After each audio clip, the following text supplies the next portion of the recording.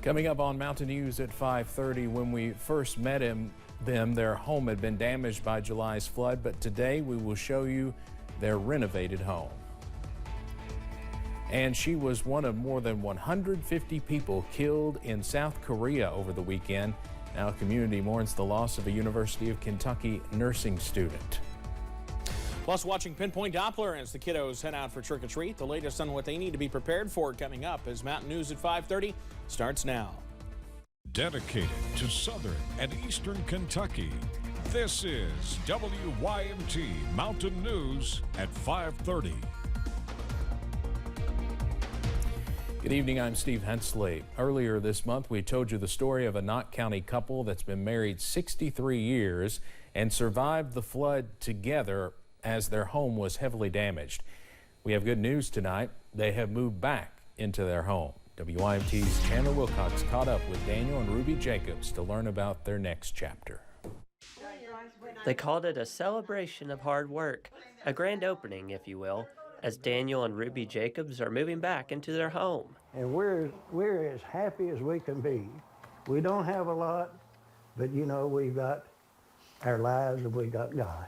The Lord will take care of us. He said, I'll never leave you, I'll never forsake you. I'll go all the way with you, even to the very end. Some of the people who have been helping rebuild their homes since day one joined in the celebration. They're here today. They're going to be here every single day. Those are the people that matter most, to us, the people that come through. The local volunteers have become part of the family, even getting invites to Thanksgiving get-togethers. I am so thankful and so grateful that our paths crossed, and maybe someday we'll get to go to be with the Lord.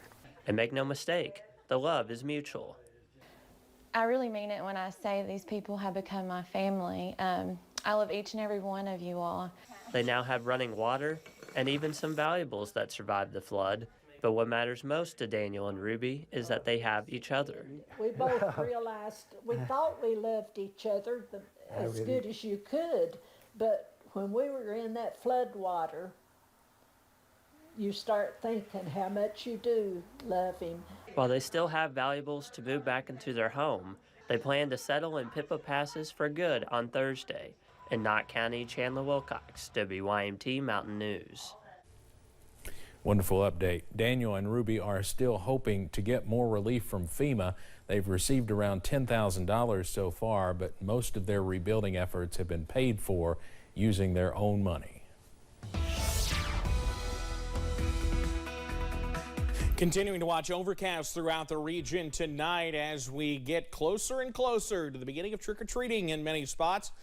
So far, we're, for the most part, dry, but it may not stay that way all evening. There's some low clouds from our vantage point at UVA Wise, overlooking High Knob there, 59. They are dropping quickly there into portions of southwest Virginia. Other areas, well, it's at least a touch brighter with those temperatures in the low to mid 60s. That's where many of us are, low to mid 60s, and really more mid 60s than low 60s at this point.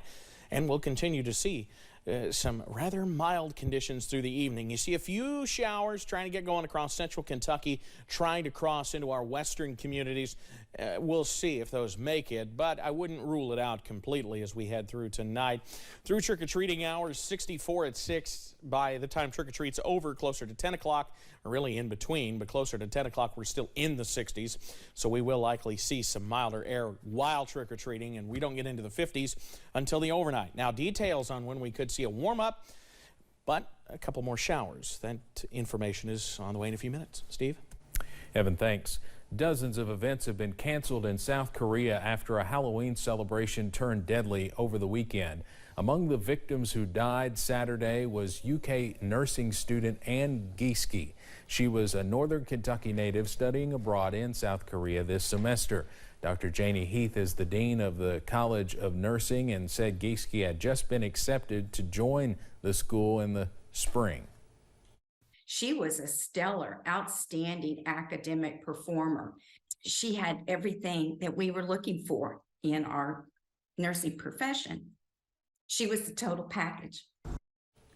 Dr. Heath said Gieske was active in several student organizations and went above and beyond to support other students' studies. She said Gieske came to her school's advisors to explore study abroad options and radiated with enthusiasm about Korea's history, art, and more. Gieske was a member of the university's Korean Language and Culture Club. The U.S. State Department reports 2 U.S. citizens were killed in that horrific Seoul crowd surge incident.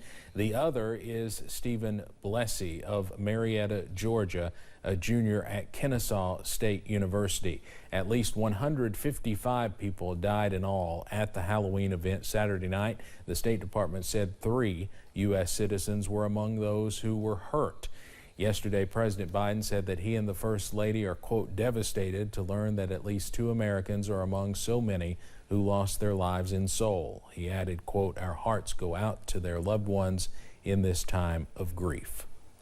The U.S. Supreme Court heard oral arguments in 2 cases challenging affirmative action in college admissions. The High Court's now conservative majority could end the use of race as a factor when considering students at public and private universities. CBS's Naomi Ruckham reports. I've heard the word diversity quite a few times, and I don't have a clue what it means. Affirmative action is on the line at colleges and universities across the nation. Monday, Supreme Court justices heard arguments in 2 pivotal cases from Harvard and the University of North Carolina. Both schools consider race among other factors when admitting students. When does it end? When is your sunset? When will you know? The attorney arguing against UNC's policy said while culture could theoretically be considered in admissions, race should not. Liberal Justice Elena Kagan responded. The race is part of the culture, and the culture is part of the race, isn't it? I mean, that's slicing the bologna awfully thin. Later, conservative Justice Samuel Alito had this exchange with the attorney defending the UNC policy about when an applicant can identify as part of a minority group. Let's say the student has one grandparent who falls within that class. Can the student claim to be a member of an underrepresented minority? Yes, we rely on self-reporting. One great-great-grandparent. You're going to make me continue to go on. Right. In the last 20 years, the Supreme Court has upheld affirmative action twice, most recently in 2016. But the court's new solidly conservative majority could lead to a new ruling. It's overwhelmingly likely / certain that the Supreme Court is going to end race-based affirmative action, as certain as it was that they were going to reverse Roe v. Wade. Newly appointed Justice Ketanji Brown Jackson, the first black woman to serve on the court, emphasized race was just one factor. When you give your race, you're not getting any special points. It's being treated just on par with other factors in the system. The Supreme Court is expected to make a decision next spring. Naomi Ruckham, CBS News.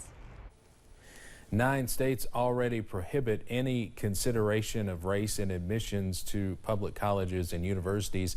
And Justice Jackson will sit out on the Harvard case because she was recently a member of the school's advisory governing board. Coming up on Mountain News at 5:30, want to avoid a scary surprise on your credit score? Expert advice on managing your credit card spending as the holiday season begins. Plus drying out into tomorrow, but for how long? That breakdown is on the way.